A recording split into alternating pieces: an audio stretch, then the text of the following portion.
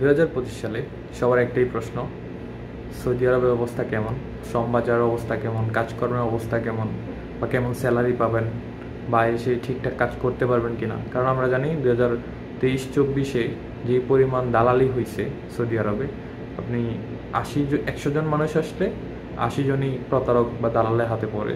কারোর আকামা দেয় না, কারোর টাকা আটকাই রাখে, এই ধরনের অনেক সমস্যা। তো আমি আজকে এই ভিডিওতে আপনাদেরকে জানাবো যে আপনার জন্য কোন বিষয়টা ভালো হবে এবং সৌদি আরবের বর্তমান অবস্থা। তো ভিডিওটা না টেনে সম্পূর্ণ দেখুন এবং আমার চ্যানেলে যারা নতুন সবাই চ্যানেলটা সাবস্ক্রাইব করে দেবেন। 2025 সালে যদি আপনি সৌদি আরব আসেন, ঠিক আছে, আপনি আসলেন, কিন্তু আপনি সর্বপ্রথম যে সমস্যাটায় পড়বেন সেটা হচ্ছে ইকামার সমস্যা। আমি 2025-এ এসে দেখতেছি যে 100 জন মানুষের মধ্যে 90 জন মানুষই ইকামার সমস্যা নিয়ে ভুগতেছে। ইকামা হচ্ছে না, আসছে সৌদি আরবে আসছে 2 মাস 2.5 মাস হয়ে গেছে, ইকামা দিচ্ছে না। যে আনছে সে বলছে দিচ্ছি আজকে কালকে, এভাবে 2-2.5 মাস হয়ে গেছে। তো ধরেন আপনি দেশ থেকে অনেক টাকা ঋণ করে আসলেন, বা বেশিরভাগ মানুষই পুরোটা টাকা ঋণ করে আসে যারা মধ্যবিত্ত পরিবারের। তো আপনি এত টাকা ঋণ করে আসলেন, কিন্তু আপনি সৌদি আরব আসার পর 2 থেকে 3 মাস বসে আছেন। আপনাকে দিল আকামা, সমস্যা নাই, 2 মাস পরে আকামা দিল, কিন্তু আপনি 2 থেকে 3 মাস বসে আছেন।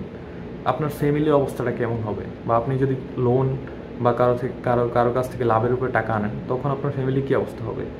আপনাকে যদি 3 মাস পরে আকামা দেয়, ঠিক আছে, তারপর আপনি কাজে যাবেন, তারপর ফ্রি ভিসার নিয়ম হচ্ছে যে 2 থেকে 2.5 মাস পরে স্যালারি রানিং হয়। এটা আপনারা যারা ফ্রি ভিসা দিয়ে আসছেন তারা সবাই জানবেন আশা করি।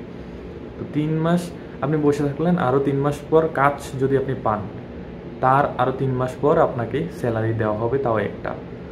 তখন আপনি কি করবেন? তো এইগুলো মাথায় রাখবেন সৌদি আরব আসার আগে। 2 নাম্বার যে সমস্যাটায় পড়বেন সেটা হলো কাজ।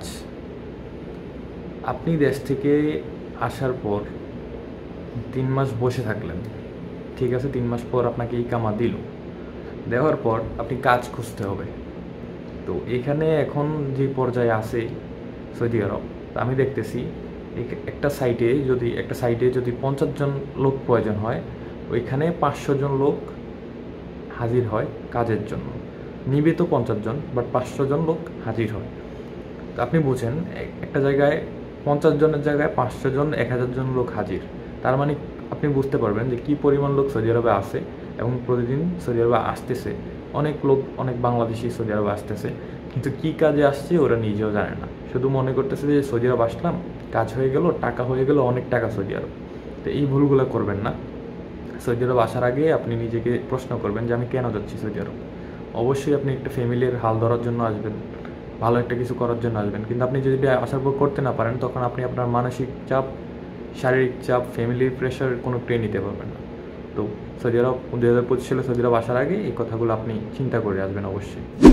3 নাম্বার সমস্যাটা হলো, আপনি সৌদি আরবে আসার পর আপনাকে 2 মাস 3 মাস পর ইকামা দেওয়ার পর আপনাকে নিজে থাকতে হবে। মানে আপনি তো সৌদি আরবে থাকতে হবে, কাজ করুন আর না করুন, আপনার তো রাত কাটাতে হবে, থাকতে হবে, ঠিক আছে, খাওয়া দাওয়া করতে হবে। আপনার বাসার সমস্যা, মানে আপনি যেখানে থাকবেন, আপনাকে যে দালাল আনলো সে আপনাকে ইকামা দেওয়ার পর বলবে, যদি ইকামা দেয়, কারণ এখন তো অনেক চক্রান্ত হচ্ছে, দালালি হচ্ছে, যদি আপনাকে ইকামা দেওয়ার পর বলবে যে ঠিক আছে, এবার থেকে তোমরা তোমার রুম দেখো, আমার রুমে লোক আসবে, আরও নতুন লোক আসবে, আমার বিশাল লোক আসবে, তোমরা তোমার ব্যবস্থা দেখো, এটা বলে আপনাকে ছেড়ে দিবে। তখন আপনি নতুন আসছেন সৌদি আরব, 2 মাস বসেছিলেন সৌদি আরব, দেশ থেকে যা আনছেন আপনার হাত খরচ এইভাবে চলে গেছে, ঠিক আছে। তারপর আপনি কি করবেন? ইকামা দেওয়ার পর আপনি থাকতে তো হবে, বাইরে থাকবেন। তো এইসব বিষয়গুলো আপনি মাথায় রাখবেন সৌদি আরব আসার আগে। সৌদি আরব অবস্থা সত্যি কথা বলতে এখন অনেক খারাপ সৌদি আরব অবস্থা।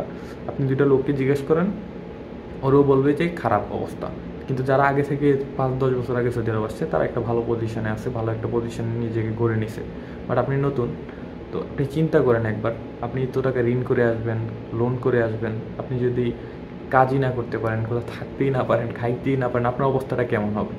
একবার নিজেকে প্রশ্ন করুন, তারপর সৌদি আরব আসুন। ধন্যবাদ।